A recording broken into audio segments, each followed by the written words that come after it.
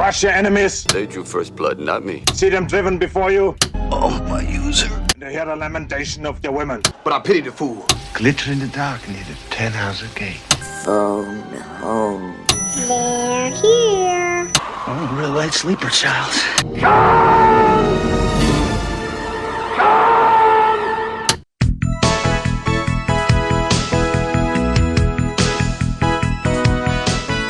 Welcome to Vintage Video, where we're rewatching the 80s so you don't have to.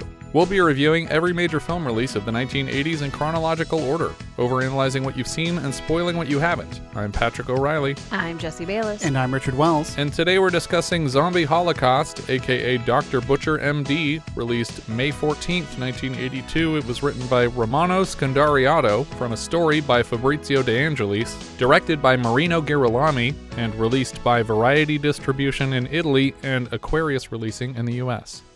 Girolami. Girolami? Per cortesia, me lo ripeti ancora. Girolami. His son is actually Enzo G. Castellari. He directed the original Inglourious Bastards, and he's in that scene of the remake. And I think Margheriti is Antonio Margheriti, yeah. Antonio Margheriti. Is one of the Hollywood, Once Upon a Time in Hollywood directors posters that he's got. Right, yeah. And his fourth, a spaghetti secret agent James Bond ripoff type flick called Operazione Dynamite. And that's Margheriti is the one who directed the four space movies that were kind of sequelized with The Green Slime, which was people consider the fifth of that series. Directors Marino Girolami and Lucio Fulci directed their near-identical zombie titles, Zombie Holocaust and Zombie Flesh Eaters, or just Zombie, side by side, making use of the same sets and even a handful of common cast members in the summer of 1979. I was like, didn't we watch this movie already? I feel like I've seen all of this. I've seen this movie. Fulci was the first to reach theaters, and thanks to some fascinating gore scenes and shark stunts, it is by far the more beloved of the two. When the time came to repackage the film for an American audience, a new first act was shot and spliced in, taking place in a New York hospital, inspiring the title change to Dr. Butcher M.D. The trailer's voiceover and the film's print campaign make it clear the M.D. stands for Medical Deviant. Oh. In case you were worried, he had a doctorate. His name is Dr. Butcher, M.D., Medical Deviant. Marketing materials for the American retitle often include a photograph of artist Salvador Dali from a 1980 cover of Art News magazine portraying the titular Medical Deviant, and about half of these ads make no effort to disguise Dali's infamous Monjou mustache. But in many, the facial hair has been discreetly photoshopped out. It's definitely still Dali's face, though. Yeah. In some markets, it was also retitled Zombie 3, implying a canonical connection to Fulci's Zombies alternate title, Zombie 2, which was in turn intended to be mistaken as a direct sequel to George Romero's Dawn of the Dead, which was retitled Zombie overseas. So there's Zombie, which is Romero's Dawn of the Dead. Yeah. Which is actually Night of the Living Dead 2. And then Zombie 2, which was just supposed to be called Zombie. Sometimes it's called Zombie Flesh Eaters. And this is Zombie 3, which is actually shot alongside Zombie 2. None of them ever actually sequels to the other. No. Additional titles include Island of the Last Zombies and Queen of the Cannibals. Wikipedia lists the original Italian cut of the film in Section 3 of the official Video Nasty list. What we watched was the Severin Films 2016 release of the American cut, but the double disc Blu-ray actually features both cuts of the film, which included retro barf bags meant to match the bags that were distributed in theaters during the film's original release. I can't remember how the Video Nasties work. Is Section 3 the worst or Section 1 the worst? Section 3 is the lowest priority. Okay. The first ones are the ones that are most extreme. So it's like DEF CON. Yeah. Yeah, because DEF CON 1 is the worst. Yeah. Unless you're a terrorist, then it's the best. It's the high score. The film begins in a foggy cemetery with an ill-fitting cutaway to the American title printed on a piece of bright yellow construction paper before we push in from a distance to the tombstone of Snuff Maximus, born 1951, died 1973. He's a young guy. We see tombstones rocking back and forth on their own in the fog with a squeaking on the soundtrack, and then the opening credits roll by. Then it's back to the coffins as a pair of zombie hands push up and out of the dirt of the grave. A zombie unburies itself, and we see a crowd of additional zombies elsewhere, meeting and swarming past camera. Snuff's zombie wanders out of the graveyard and through a tunnel toward a Caribbean jungle where it finds its zombie brethren, and an issue of News Daily fills the screen with the headline, "Terror Grips City, Over 100 Corpses Disturbed in Latest Macabre Spree." which seems to borrow unabashedly from the inciting incident of Tobe Hooper's Texas Chainsaw Massacre. All the graves are being disturbed. Come check the graves. Mm-hmm. But it doesn't make any sense why they would be disturbed in the city. Yeah, and from inside somehow. The front page photo is of a man lying dead in a parking lot with a bullet hole in his forehead, and a caption that reads, "Shot while eating the heart of a woman who just died in a car accident." This usually wouldn't be on the front page. We cut now to the American cut of the film in a darkened New York hospital as a man in a hat and trench coat pushes his way in. He steps into a morgue and clicks on a flashlight to inspect a pair of bodies on gurneys within. He pops open a medical bag and puts on gloves before lifting the blanket off a corpse and sawing off its left hand with the biggest, dullest butter knife I've ever seen. How are you even cutting through this? We have to cut away in order to make any progress with his hand. And there's already a line on the wrist before the knife touches the body. But I really wanted this to be like a Looney Tunes moment where he was going to cut off the hand and then take the whole body. Take the whole body. Oh my God. Amazing. I love it. I wish that happened. He drops the hand in a bag, covers the body back up, and then packs up his medical bag to leave.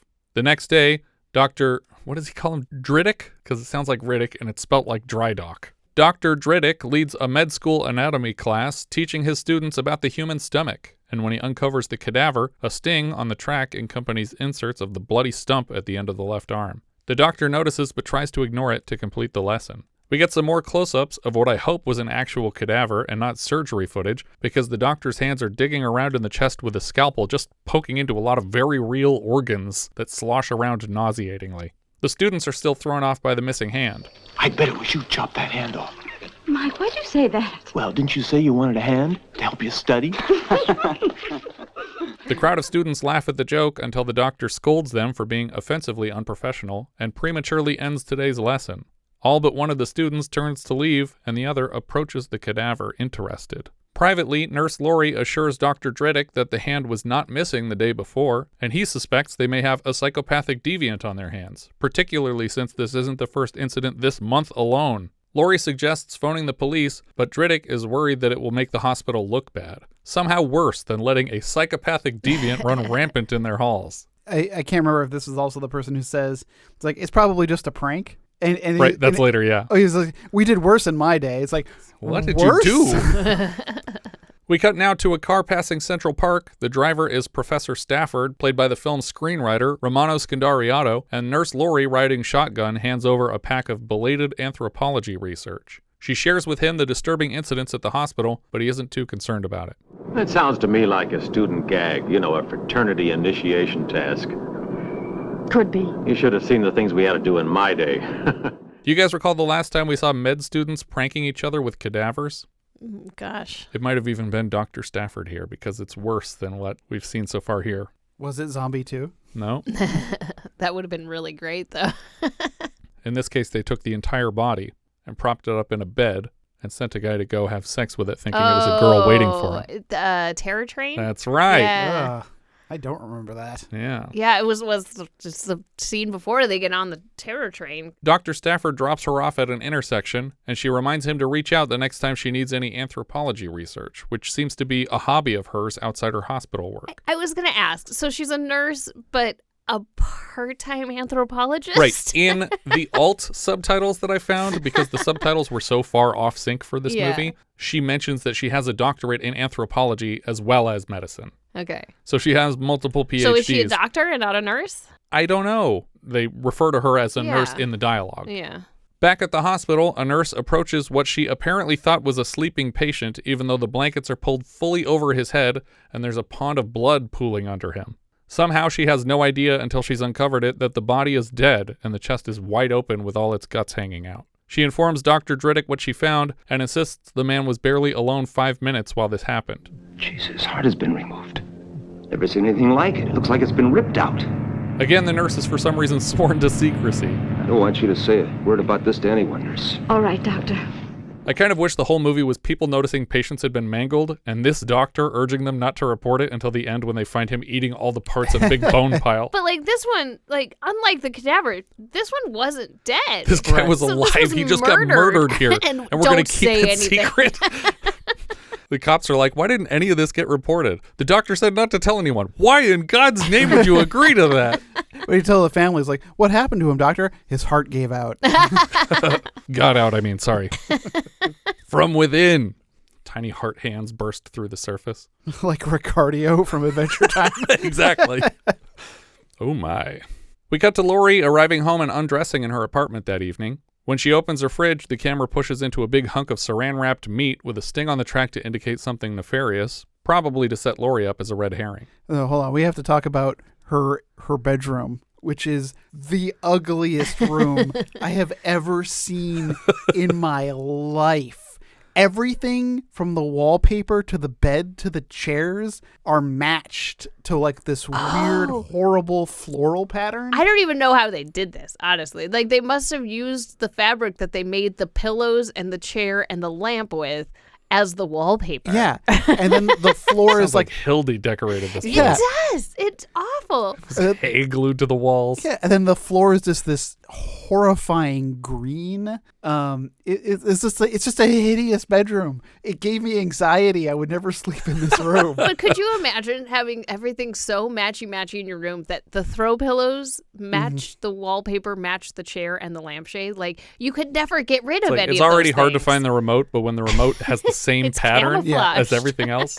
This is the type of person who has one of those fabric toilet seats. Yeah. Right, yeah. Ugh, gross. Lori hears her doorbell ring and wraps a robe around her underwear to answer it. Hi, I'm Susan Kelly from the New York Express. Can I come in? You'll be all alone. I was just on my way out. You were? You just stripped down to your underwear. You're digging around in your fridge for food. Put a little negligee on and go outside. Kelly insists her questions will be quick. She's looking for comments on rumors of potential cannibalism at the hospital. Lori assures her the rumors are unfounded. Susan notices a knife mounted on the wall. What's that? It's a ceremonial knife for human sacrifice. Oh, cool. Where did the concept of cannibalism come in to the news reporter? Because Right. like, we haven't had any indications that anyone. Yeah, we haven't seen anyone eat anything parts. unless there were teeth marks on that wrist. But we know there weren't because it was just butter knife Well, marks. I guess the newspaper was the only clue, but that's has not been spoken aloud. Right, You had yeah. to have read the newspaper when it was on the screen. Yeah, and then know that there's also parts missing from this hospital. Lori leads the reporter back to the door to leave, and we cut back to the hospital where another faceless employee makes an incision down a dead patient's chest and withdraws the man's heart from inside. Because it's that easy. Yep. You know, there's no bones you have to crack or anything. The heart's just right there. Just cut it right open like a cake. Wider we can... Sorry. Is it cake? That's exactly what I was thinking. Nope, but it's chest. Wider, we can see it's that one straggler medical student from the canceled lesson. He lifts the heart to his mouth to take a bite, but suddenly the lights come on, and Dr. Drydock has his arms wrapped around the man who he identifies as Turan. In place of security, more doctors are summoned to escort Turan out of the hospital, but he drops the heart and makes a run for it, eventually leaping to his death through a window from a dozen stories up. Down at ground level, he crashes to the sidewalk outside, where Lori begs him for some kind of explanation, and with his last ounce of strength, he answers, When the dummy falls out the window, its freaking arm pops off. on the way down. You know, when it hits the When ground, it it goes hits- just boing. That's amazing. But if they come back to the body, it's just right there. I was like, Sometimes that happens, though. but I was saying, I think it would have been great to just like, quick, we just need a severed arm. Yeah. With some, just take that severed dummy arm, put some blood on there, and just put it out there. Like, why not? Just go with it. I thought you were going to say severed Darden for a second. Well, we could use one of those all the time. Yeah. He just pops off of the body somehow. When he dies, the camera pushes into a tattoo on his chest, a tall oval with a sort of vertically elongated X in the middle, intersecting the oval at the top and bottom. We're meant to recognize the shape from the ceremonial dagger on the wall of Lori's apartment. Later, she shares her testimony of this incident with, no, not law enforcement, yet another doctor, Dr. Chandler, played by Ian McCulloch. I only caught a couple of words. Keto. Keto ordered it. And nothing else, Mr. Chandler. Well, I'm afraid we're off to a pretty meager start. Lori informs him that Quito roughly translates to Divine Island in the languages of a handful of ancient Southeast Asian tribes. Another, unintroduced man in the scene asks if the word was also used in the fictional Molottian archipelago, and she confirms it was. And Chandler reveals that Turan, the heart-eating hospital attendant, actually immigrated here from the Molotton Islands. Lori doesn't mention that she also did. Yeah. That will come up later. Lori later confirms the cultures she is referring to were once cannibals. They all were, apparently. She says all ancient tribes were cannibals.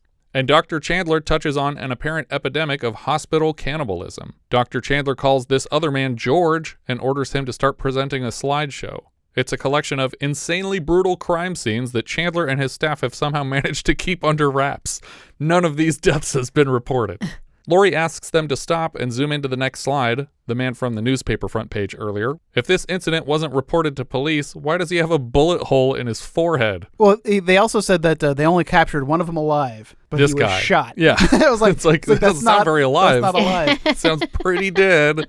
Also, it's not easy to just zoom in on a slide. Yeah. That's not Yes. But they just clicked to the next picture, and it Yeah. was just a closer Yeah. picture. Enhance. Yeah. you would need like another lens in front of the lens. Yeah, and the caption at the bottom just says, I had a feeling you'd say that. But what Lori is hung up on is the identical tattoo from her ceremonial dagger and Turan's chest earlier. She assures the team that Professor Stafford will know more about it and sets a meeting with the man. He doesn't have much new information, but he draws the same symbol and agrees that it means keto. That's all he has to say. I'm glad we checked in with this guy. And then she hands that piece of paper that he drew on back to him. Yep, Like, here, you keep this thing. You keep this drawing, your own drawing. When Lori returns to her apartment that night, she finds it in tatters. She rushes to the door and opens it just as Dr. Chandler arrives to pick her up for another meeting. Inspecting the mess, they see the keto sacrifice dagger is missing from her wall. You want me to call the cops? No. What good would it do? I kind of love that in this universe, nobody ever calls the cops for literally any reason. Someone murdered 5 of our patients. Sweep it under the rug. Someone broke into my apartment and took all my shit. Why bother the police about it? Back in Chandler's office, he informs Lori they've organized an expedition to the island of Quito in the Molotto archipelago. They have a contact on site named Dr. Obrero, but they haven't been totally honest about why they're visiting. Also, why are they visiting? Right. Yeah. Why Like- are they visiting? Like, what does that have to do with crimes in the city? That you go, we should go check out these islands. I bet if we go to the island, we'll find out why people at our hospital are eating human hearts. Probably not. Chandler invites Lori along, and she admits she was raised there, and it's a beautiful place, but she'd rather not tarnish the memory. Just then, Chandler's assistant George returns and brings with him his reporter girlfriend, Susan Kelly. She certainly does get around. I'll bet she's been telling you I'm a rude and nosy bitch. You said it. Let me add that I'm ambitious, a go-getter, and that I'd sell my soul for the proverbial scoop. Well, you never know. This may be your very first Pulitzer. That'd be nice. The team hop on a plane and are quickly connecting with Dr. Obrero on the island. Obrero introduces his second-in-command, Molotto, who will serve as a guide for the visiting expedition. Lori asks to be led to her room so we can do another woman undressing alone scene. But of course, the scene is punctuated by the eyes of a man watching her strip through the blinds. It appears to be a member of the local tribe as he's decorated in face paint. Is this the same hut from Zombie? The buildings are mostly the same ones from Because Zombie. this one Yes. specifically looked like the same one where we have the zombie shower scene. Yep. Yeah. Yep, where the eye gets smashed open. Yeah. Yeah.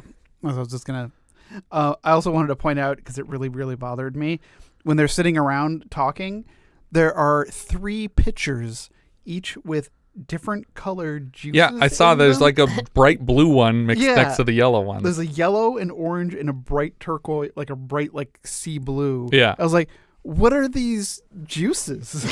Yeah, and he doesn't specify. He just says like, "Oh, can I interest you in a drink?" Yeah. And he just hands him a cup of a random color. Yeah, it's just like lemonade. I can say lemonade and orange juice. I don't know what fruit is blue. It's just that milk from Star Wars. Dr. Chandler and his crew claim to be here for a purely anthropological study of the Quito natives, and Dr. Obrero is very direct in warning them away from that particular tribe. If I understand correctly, you intend to study their habits and customs. Well, hopefully, yes. I'm afraid I don't share your enthusiasm.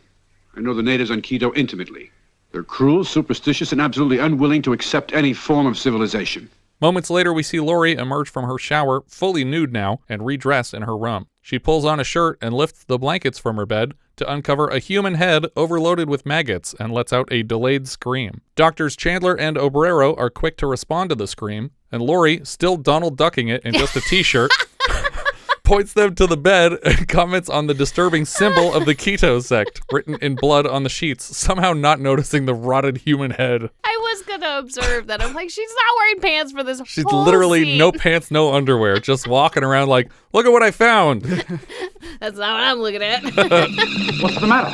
Oh, look, Peter, it's horrible. It's that symbol again. Oh, and next to it, a disgusting rotted head. Nobody even addresses the fact that this is a head. Like, Right. this is somebody's head. Whose head is this? Where did it come from? That's not what's weird about Like- what just happened. What's weird is this shape next to it. Also, the fact that when this all goes down, Obrero tells her to calm down. Yeah. I was like, Calm down, it's just a maggot head. I was like, someone just broke into your room in my house while you were naked and vulnerable and left a maggot-covered head on your bed that you will certainly not sleep in now. It's like it was just a spider and he came in with Yeah. a cup and he takes Clearly it out, you're like, new to "No, the it's island. fine." Yeah. We get these. We have to check the beds every night. It's like a lay when you first arrive in Hawaii. It's like checking your shoes for scorpions in Arizona. You got to check your bed for maggot heads every once in a while. This would also be my Lawrence Fishburne Event Horizon we're leaving moment. To calm her down, Dr. Obrero reminds her that if the natives wanted to, they could kill her at any second. Oh, how comforting. Good night. Anyway, have a pleasant dream. Calm down, Miss Ridgeway. If the natives had wanted to do you any harm, they could easily have done so. So they must not want to, I guess, was his logic, but it was not really comforting. The next day, Chandler, Molotto, Lori, George, Susan, and a team of anonymous bearers all hop on a boat to the island of Quito. The target island is still an hour away when they start having engine trouble and decide to stop and camp for the night at another island on the way. In the middle of the night, they hear a scream, and when Chandler asks who's missing, one of the bearers tries to report that another bearer, McCulloch, has disappeared, but he mumbles in a bizarre fictional accent. Is anyone missing? He went to the boat and he never come back. Chandler claims it's too dangerous to try and save McCulloch, the missing bearer, and I really wanted one of them to at least suggest calling the police so we could talk again about how fucking useless they are. Well, it's too dangerous to go out there now. If he comes back, he comes back. Otherwise, we'll just have to search for him at first light. I prefer to think they accidentally left him behind on the first island, and he woke up like, I made my party disappear. No, it's not that McCulloch. And in fact, I think they're saying like Watali or something like that. It just sounded like Macaulay at first. Macaulay! Macaulay! In the morning, the men split up to search for him, and Susan ignores their instructions to wait behind with Lori for them to return. Of course, Susan ends up spotting the boy first, mangled and half-eaten on the jungle floor. Chandler is quick to blame the boy for his own death, and Susan swoops in to take pictures of his corpse. As they head back to camp, Lori notices the same keto symbol painted on a tree in the boy's blood. Dr. Chandler confronts Molotto and forces him to admit that he was trying to avoid this island and take them on a distraction trip, but the failing boat engine forced them to stop at the actual Keto Island. George also keeps demanding that they bury people. Yeah. And they finally was like, you start digging and bury them. It's like, I don't know did they bring shovels for this anthropological, it takes a while to bury somebody. Yeah. We can't just keep doing this. Molotto pretends like he was just mixed up, but eventually confirms this is the island Obrero warned them away from. I guess I was confused. All these islands look alike, you know. It is hard to tell the difference. In search of the nearest tribal village, they spot a few tribesmen in the jungle. The bearers are too scared to continue and wish to return to the boat. George gets intimidated by the growing crowd of tribesmen, and one of the bearers makes a run for it. He steps right into a spike trap and is impaled with a dozen bamboo shoots. And then the Keto tribe slit his throat and tear him to pieces to eat his flesh. After they slit his throat, he'd go in for the drink. Yeah, just sucking it right out of him. George and Dr. Chandler arrive to fire on the tribesmen and kill two, but obviously too late to save the boy. Instead of leaving now, they make plans to defend their position from higher ground. Just go. Yeah. Just go away. You've already lost two people. And I don't even know why you're here. Yeah. What knowledge can you gain from interacting with these tribal people who clearly did not come to the city? Yeah, this is the island you meant to come to. What were you going to do when you got here? I think you knew before you came that they were cannibals. You've seen since you came that they're cannibals. What else do you plan to learn? So far, all you've done is confirm everything on the stub of a Wikipedia page for the Molotton Archipelago. But it also doesn't seem like these people are going to fly into the city and pretend to be doctors. Apparently they are, though. Yeah. Chandler commands Molotto and the last bearer to bury the dead bearer. That's too many bears in a sentence. The bearer buries the bearer. That night, they're able to reach Obrero on a radio phone and order a rescue boat. He tells them to meet at a nearby mission building in the morning. They'll try to get some sleep in the night, but Lori is startled by a young tribesman in her tent, and she buries a machete in the kid's face in apparent self-defense. Like, this guy looks much younger than all the other tribesmen we see in the film. Do you remember the last time we saw someone get a machete in the middle of their face? Friday the 13th Part 2? Yes, the wheelchair guy in Friday the 13th Part 2 is the last confirmed machete face. Lori and Susan scream, drawing Dr. Chandler, and then more screaming outside leads them to the last bearer, pinned to the ground with a sharpened stick. George says they just found him like this. It's not just a sharpened stick. It's like a post. It's a 10-foot pole bamboo shoot. It's like they're putting up phone lines in the jungle here. Yeah, I was trying to figure out how he actually ended up like this. Yeah, I did feel it just like get dropped from the sky? Yeah, it feels too big to be like javelined into him. And it also just happened because he's still alive and bleeding out here. Dr. Chandler tries to blame Molotto for not preventing this, but George assures Chandler this was unavoidable. Moving through the trees, they're attacked by the tribe again, and they take Susan hostage. George and Dr. Chandler carelessly take shots at the crowd of men carrying her away, successfully killing a couple of them in the process on the path to being captured themselves. One of the tribesmen buries a blade in George's chest and cuts him wide open before passing around his intestines like snacks. I feel like cannibalism, I get it, like eating raw meat, but like even if you eat raw meat, do you really want to eat intestines? Because there's like poop in there. Yeah. Yeah. You gotta draw the line somewhere, right? I don't know. I feel like you're already crossing so many lines that maybe at that point you're like, I'm okay whatever. eating poop. I'll eat. I would eat shit before I ate someone's intestines. I feel like I don't know. Yeah, or organ meat is dangerous for that reason because like your liver filters out toxins. They're always filled with not great things. Yeah, cannibals always get though that brain disease. I mean, you get it from eating human brain, but you also get it from eating human flesh in general. I forget what it's called. There's like the mad cow disease kind of thing. Yeah. Yeah. Bovine spongiform encephalopathy.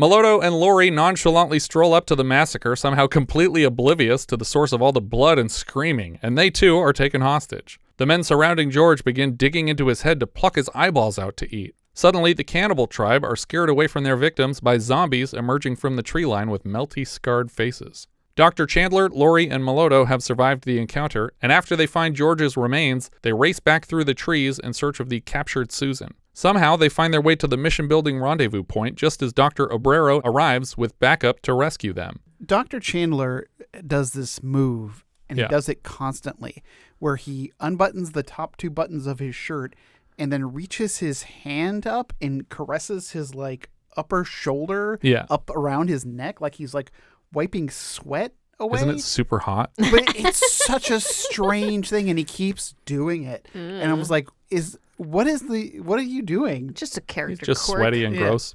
Obrero gives Dr. Chandler directions back to his own boat so they can escape the island forever. Chandler is confused how he knows where they made landfall. Again, he offers Molotto's services as a guide, and Dr. Chandler says it won't be necessary. He and Lori leave on foot and are pursued by slow-moving zombies, but find the dinghy on the beach where Obrero said it would be. Chandler smells a trap. He just now realized that he never mentioned which island they landed on, but somehow Obrero knew where to come for them.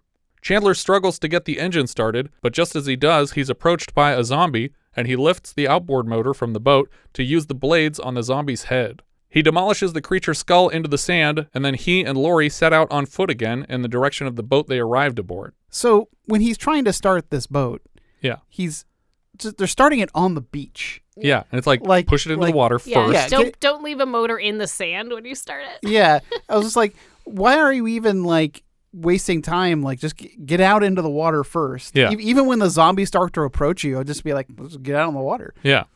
But there's also two motors on this boat. Yeah. Is there really? Reason. I didn't notice that. Yeah, there was one on the back, and that one doesn't start. And then there's a separate one, and he starts that one, and that's the one he uses like a freaking chainsaw. So is it not even a trap dinghy then? I thought the whole point was that it was a trap to get him like to screw up and get attacked by a zombie while he was trying to leave. To be fair, the motor that worked wasn't attached to the boat, which allowed him to lift it up and use it like a tool. Yeah. You know, but it's like that Dead Alive scene where he's running around with the lawnmower. How is Brain Damage? Oh, I think it might have two titles. Yeah. Unless Brain Damage is the Henenlotter one. I can't remember now. The only thing I really remember about that movie is the priest who kicks ass for the Lord and the zombie that they throw up onto a light fixture whose eyes are just piercingly glowing all the time and blinking. It was just like, that's awesome. Yeah, I that's great. did really like that's that. a really fun movie. Have you seen that? No. Early Peter Jackson is very like Sam Raimi splatter gore comedy. It's really fun. As they hike through the trees, Laurie falls into a pit trap covered in leaves, and Chandler tries lamely to pull her out, but decides to make her wait in the hole while he tries another plan. These trees are very suddenly all deciduous. Yeah. What happened? We you are go? no longer on a tropical island. We are in the middle of a normal forest. Yeah. It's too late for you, Aziz. You're already in the hole. This is one of those holes that has like there's a spike trap at the bottom, things, but she managed to land on her feet, I guess. Yeah, so she didn't get spiked by it, and then they very lamely try to like pull her out, and they're like, I can't do it. I'm like, just pull this trap up on its end and use it as a frickin' ladder. Yeah, it got a full lattice work to it, but also he should be able to pull her out of here. Like, there's no reason he can't get her out. Yeah, this is like a 6-foot hole. And she's also 7 feet tall. Like, it should be very easy. Maybe if you took your clothes off, you'd be lighter. Yeah. That's what it is. I feel like you're just like a bikini's weight over the line. Of course, there are soon 2 keto tribesmen standing over the pit with machetes, and Chandler's brilliant plan is to swing a branch and knock them into the pit with her. Angry cannibal tribesman with a machete. Just gonna gently push you in here. The first falls in, and the second swings his machete to chop Chandler's branch weapon shorter and shorter until Chandler gets the upper hand and swats the man to death on the ground. Lucky for Laurie, the other tribesman that fell in the pit was impaled on the spikes lining the bottom. Continuing toward the boat, they spot Susan kneeling beside a straw-covered hut, but when they get closer, they see it's actually another keto tribesman wearing Susan's scalp as a wig. But then, nonsensically, we cut back to the mission building, and a living Susan laying across an operating table with her head shaved smooth, despite the intact scalp we saw in the previous scene. There was flesh and blood all over it. It's not just hair. You're not supposed to notice that. Right. Dr. Obrero leans over her and speaks into a tape recorder about his experimental operation. Now I'm about to open the jugular vein. Insert a bypass which will release the blood pressure on the brain. She's conscious still when he sets up a blood draw from her neck into a huge beaker, and when she screams to object, he takes a pair of scissors to snip out her vocal cords and shut her up forever. Was that what that was? I was like, he took something out of her mouth. Then he speaks into his recorder. The patient screamed, disturbing me, performed removal of vocal cords. He keeps giving her drugs to keep her awake throughout this entire procedure. What a maniac. Dr. Chandler and Laurie wander, I guess I can say Dr. Laurie because she has a doctorate in anthropology, at least in the Italian version. Yeah. Wander out of the trees at night outside the mission building. They sneak around the outside to try and pry their way in a rear door to the back room. Inside, we learn Dr. Obrero's plan is to cut out Susan's brain and transplant it into the skull of a man who died 10 days ago. He cuts a circle around her skull and removes the brain all in one piece. Behold the coagula. Ah. Dr. Chandler and Laurie eventually make their way inside and find naked bodies stacked up along the wall of the building's back room. A few steps away, they find more corpses hung on hooks through their hands. One of the zombie creatures stumbles out of the darkness to grab Laurie, and she screams, so Chandler cracks the monster across the face with his big stick, knocking it out cold, possibly dead. Dr. Obrero enters the back room, gun in hand, lured by the commotion. He reminds Dr. Chandler how vociferously he warned them away from this place. Now your stubbornness leaves me no other choice. Mulatto has a second gun on them, so Dr. Obrero can take some time to monologue. He claims his brain transplant technique will increase the human lifespan by a century. Why a century? How did he pick a century? Yeah, if you're already putting it into a body that's already been living for like 20-some years, I imagine, you're only going to get maybe 60? Well, which person is surviving to be 100? Right. And why are we stopping at 100 if you can just keep moving the brain to a fresh body? Couldn't it go forever? I don't really understand. It's like a brain transplant is one thing, but you're killing one person definitely. So you're like on average, you're getting the same lifespan because you're taking a full life away from someone. I mean, it's kind of like Get Out, you know, like we're gonna just keep using younger bodies for the one we want to keep alive. But at least in like Being John Malkovich, you can put multiple people in one body at the same time because that's the plan, right? Like, aren't they all going into John Malkovich at the same time? But the last person who goes in gets control. Right. But they're all alive. They get to exist forever. Dr. Obrero makes less sense, explaining that he encouraged the keto tribe to revert to cannibalism because somehow it helped to convince them to volunteer for his operations. So is that why the keto people who have left have also converted to I guess capitalism? Cannibalism. Capitalism arguably worse same than difference. cannibalism. Same difference. I'm confused. So they're volunteering to die? Yes, because he's convinced them that he is a magic deity and that by doing what he asks of them, they will be granted some sort of reward in the afterlife. So he convinces them to revert back to their cannibalistic ways because he shows them that their ancestors did it this way and they must have done it for a reason. And I'm showing you that, so I'm important and you have to listen to what I say. Wait, but why does I'm sorry, I'm still confused. Yep. Why does the cannibalism help him? Just so you know, all of this makes perfect sense and it all is very solid, tight writing.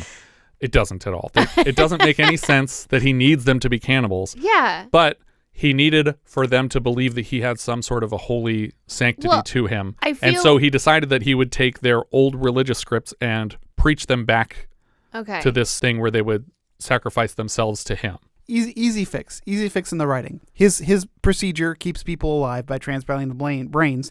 Side effect, once your brain's in a new body, you have to be a cannibal. You have to consume human flesh in order to keep your brain alive. There are organs you have to consume to survive as a zombie. Yeah. It's like the lysine contingency, but it's the intestine contingency. Yeah. Right, which is what I thought was going to happen. But for some reason, when they got to this island, all of these very normal, regular people were just cannibals. And in Zombie Flesh Eaters, the Fulci side, he's just making the monsters who then eat flesh because they're crazy.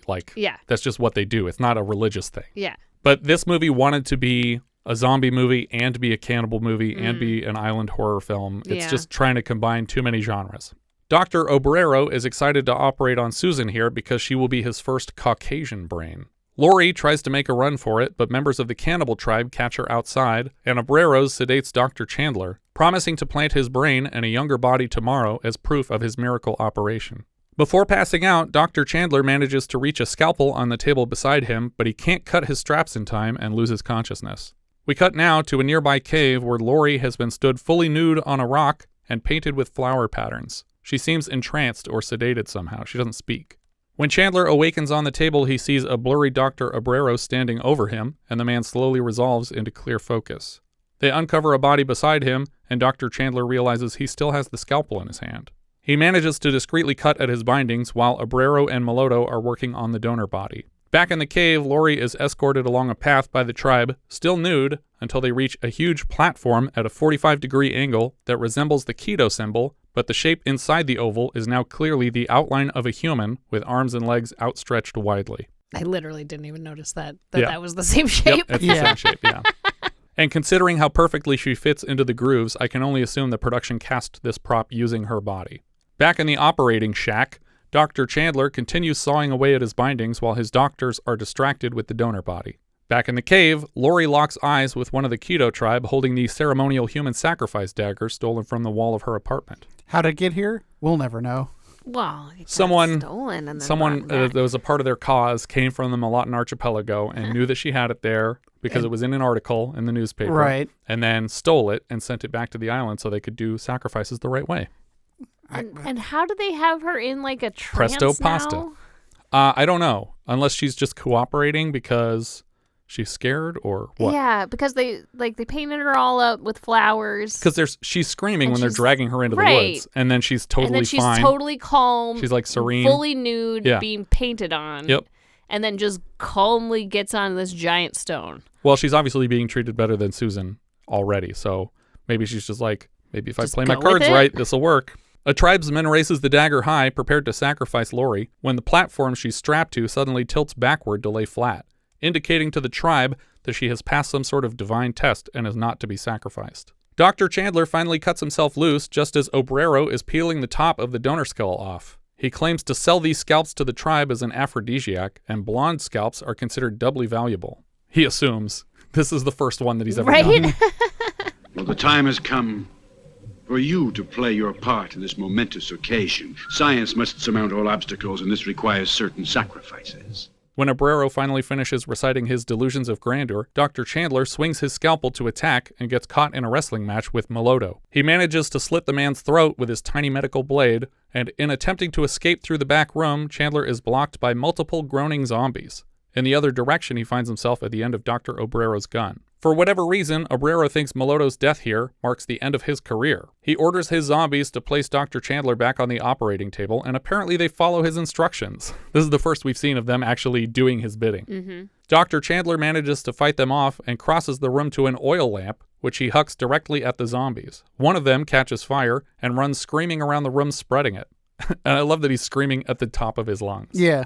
Chandler wrestles for a bit with the second zombie henchman, and in their grappling, we occasionally see healthy human skin where the makeup team evidently didn't expect us to see on camera. Suddenly, Keto tribesmen are pouring into the building from every available window, surrounding Dr. Obrero and pulling the second zombie off of Dr. Chandler. The cannibals lay the zombie and evil doctor out on their backs to tear them apart and eat them both. Just then, a Keto warlord in full face paint shows up with Lori in a ceremonial Keto dress, open on the sides.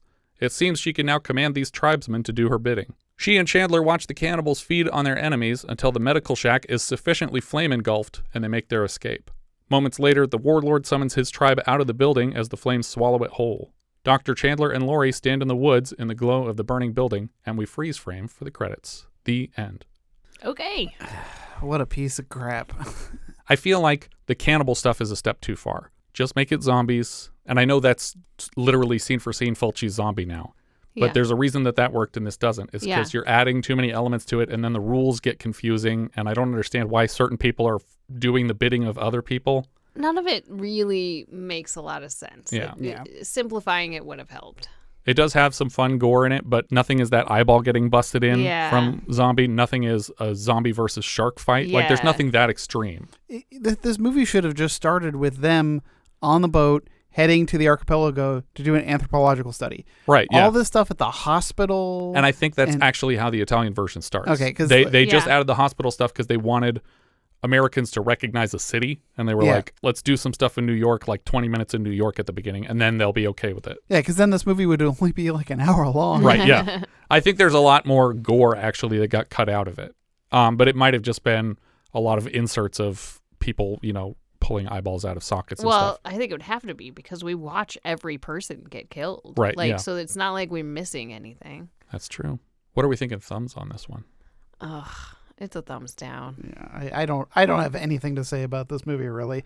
I think just see zombie. If you feel like you're in the mood for this, watch the Fulci one because it's the better movie. Oh yeah. Mm-hmm. So yeah, 3 thumbs down, I'd say. Do we letterbox this one? Oh shit. So I put it at 70 out of 76. I have it below The Dorm That Dripped Blood, but above Wrong is Right. There you go. Oof. I feel like I should be personally attacked on that one. Oh boy, so I have this at 76. Ooh. Is that the bottom of the list? Bottom of the list. I don't like zombie movies. I know you don't. And I especially don't like bad zombie movies. Yeah. Nothing. I got nothing. I got nothing to say about this movie. Yeah. And I was mad because I already watched it with Zombie 2. I was like, I've already seen this movie. Yep. I know I have. So 76 puts it below 10 Violent Women. I have it in 67, which is just under Silent Rage, another sort of zombie movie, and just above Wolf Lake. Our director here was Marino Girolami. He has writing and directing credits back to the early 40s and 50s. Not many I recognize by name because they were all Italian releases, but his son, Enzo G. Castellari, is a celebrated director in his own right, having directed The Last Shark for us earlier this season, as well as the original Inglourious Bastards, and later 1990 The Bronx Warriors and Warriors of the Wasteland. The writing here is from Fabrizio De Angelis. He has directing credits on Thunders 1, 2, and 3, Karate Warrior 1, 2, 3, 4, 5, and 6, and the first of 2 Killer Crocodile films. This is his first writing credit, but later he writes all 3 Thunders, half of the Karate Warriors, and both of the Killer Crocodile films.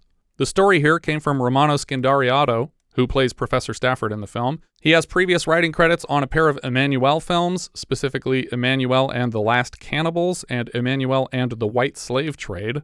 He was also an assistant director on The Arena, which won our January 74 Patreon poll, and also assistant directed this.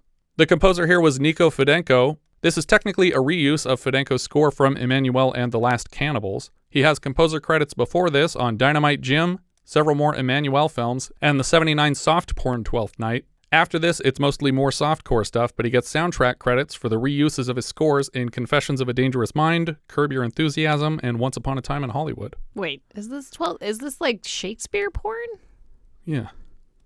Okay. He's shaking his spear. Oh, God. The composer for the U.S. version is Walter E. Sear. He later scores the U.S. version of Fulci's The Beyond. The cinematographer here was Fausto Zuccoli. He has credits back to the 60s. Again, not much I recognized. But after this, he also does Warriors of the Wasteland, directed by this director's son. The editor here was Alberto Moriani. Next season, he cuts You're the Hunter from the Future, and later, Thunder 2, Zombie 3, and Karate Warriors 1, 4, and 5. Ian McCulloch played Dr. Peter Chandler. Before this, he was Greg Preston in 26 episodes of Survivors. We saw him last in Lucio Fulci's Zombie. He's also in Luigi Cozzi's Contamination, 23 episodes of Take the High Road, and 12 episodes of something called Children's Ward. He's made the claim that he had more fun making this than Fulci's Zombie, but they shot basically side by side, so unclear how true that could be. It's all the same trip. Alexandra Della Colli played Laurie Ridgeway. After this, she appears as Jane Forrester Lodge in Lucio Fulci's The New York Ripper. Sherry Buchanan played Susan Kelly. Before this, she was in Tentacles. She's Elisa in The Last House on the Beach, and later Escape from the Galaxy 3. Donald O'Brien played Dr. Obrero. Before this, he's in Dynamite Jack, Yeti, Giant of the 20th Century, and the OG Inglourious Bastards. After this, he was in Name of the Rose and Frankenstein 2000. Like Name of the Rose with Sean Connery. Yeah. Dakar played Molotto. Before this, he was in Toby Dammit, Fellini Satyricon, and the Italian faux airport film Concord Affair 79. We saw him last as Lucas in Fulci's Zombie, again as the assistant to the doctor creating zombies. And he's back later this season in Ator the Fighting Eagle. Walter Patriarca played Dr. Drydock. Later he shows up in Cannibals in the Streets, mostly costume designer credits dating back to the 50s, including Fulci's Zombie. Franco Ukmar played Zombie number 1. He shows up earlier in Johnny Yuma, Django Kills Softly, Django the Bastard, They Call Me Trinity, The Cat o' Nine Tails, Trinity Is Still My Name, and the OG Inglourious Bastards. Sergio Ukmar played Driver. He has earlier credits in Terror of the Red Mask, Johnny Colt, Django the Bastard, Trinity Is Still My Name, and after this he's in 2020 Texas Gladiators and 2019 After the Fall of New York. Angelo Ragusa played Zombie number 3. He's also in Inglourious Bastards, and we've seen him so far in Lion of the Desert. Later he appears in 1990 The Bronx Warriors, Attila, Thor the Conqueror, 2019 After the Fall of New York, and Atlantis Interceptors. He's also apparently uncredited as a guard in The Godfather Part 3 and a gang member in Gangs of New York. There's a lot of gang members in that movie. Alba Maulini played Zombie Woman. She has almost exclusively uncredited roles in Django Prepare a Coffin, They Call Me Trinity, The Arena, Concord Affair 79, and then after this in La Cage aux Folles 2, and as a citizen in The Adventures of Baron Munchausen, which I think shot partially in Italy, so that makes sense. Yeah, Italy and Spain. Yeah. I think that's everything for Zombie Holocaust, aka Dr. Butcher M.D. If you have any thoughts you'd like to share, you can find all our socials at linktree/vintagevideopod. And if you really like the show, maybe you should join our Patreon campaign at patreon.com/vintagevideopodcast for access to all our monthly 70s reviews and a hand in choosing next month's film. Patrons are currently choosing between Apple Dumpling Gang, Beyond the Door, Bucktown, Bullet Train, Cleopatra Jones and the Casino of Gold, Crazy Mama, The Drowning Pool, One of Our Dinosaurs is Missing, Return to Macon County, Smile, The Swinging Barmaids, and White Line Fever for a 50th anniversary review next month. Thank you so much for listening, and I hope you'll join us next time when we'll be discussing Dead Men Don't Wear Plaid, which IMDb describes like so. Film noir parody with a detective uncovering a sinister plot. Characters from classic noir films appear as scenes from various movies interjected into the story. We leave you now with the trailer for Dead Men Don't Wear Plaid. Steve Martin, Am, Rigby Reardon in Dead Men Don't Wear Plaid. Will $200 be enough in advance, Mr. Reardon? $200, I'd shoot my grandmother. No criminal is too tough for him. No pain is too great. Where'd you learn that? At camp. No joke. Too disgusting. Do I look like a dame? Not as much as I do. I haven't turned on a charm yet. He'll laugh in the face of danger. He'll dace in the fange of laughter. I'm on an important case. I need your help. These people we're dealing with are killers. Oh, thanks for telling me. Say something like, no, Ma, look, listen to me. No, Ma, look, listen to me. He'll do anything in the quest for the elusive Academy Award.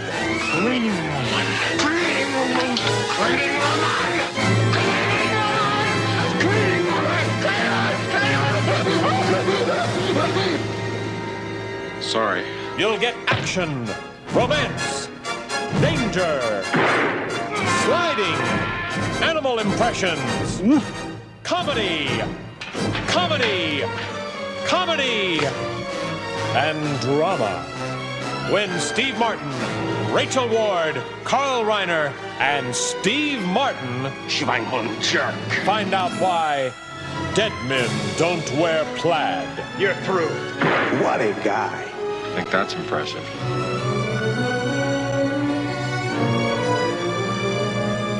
The people who brought you the jerk try to make it up to you.